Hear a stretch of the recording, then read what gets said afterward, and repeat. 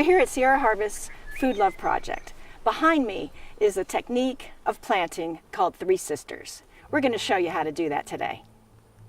Companion planting is a useful gardening technique where you plant certain veggies together to take advantage of their natural tendencies and relationships.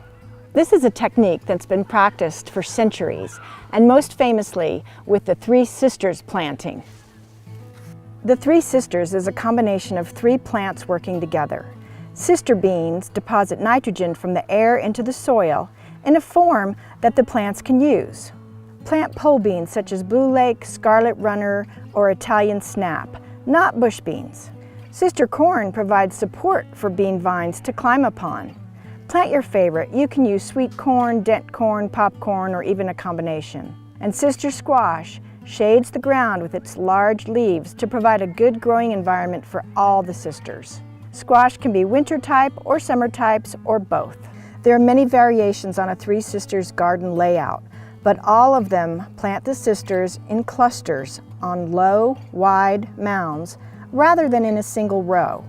The Wampanoag method is best known because it was the planting method that the Iroquois taught the early colonial settlers. Other methods include the Hidatsa method, where each sister is planted in clusters on their own mounds, and the Zuni method, which is best for arid regions. The first thing is to find a location with at least 6 hours of full sun every day.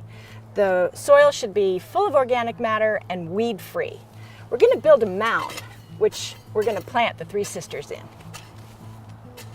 Build each mound so that it is 4 inches tall, 18 inches in diameter at the base, with a flat top that is about 10 inches across. Space mounds so their centers are 4 feet apart. You can start your garden when the nighttime temperatures reach at least 55 degrees Fahrenheit, but not any later than June 1st. We're going to plant the corn on the flat part of the mound with 6-inch spacing. And you don't want to plant the other seeds until the corn is about knee-high. You can also transplant the corn to get a head start, and then plant the seeds for the squash and the beans at the same time as you plant the transplants. If you coat your bean seeds with an inoculant before planting, you'll fix nitrogen in the soil, and that will benefit all of the sisters. Here at Food Love Project, the kids actually planted the Three Sisters, and they used flags to mark where their seeds went. Sometimes a fourth sister is included, either a sunflower or bee balm or amaranth. This sister also supports the beans, lures the birds away from the corn with their seeds, and attracts insect pollinators.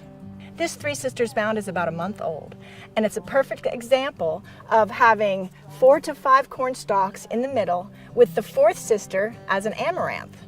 The beans have been planted, they're going to get started, and they're going to start growing up the corn and the amaranth, and now we're going to plant the squash. Planting the beans a few weeks after the corn ensures that the corn stalks will be strong enough to support the fast-growing beans.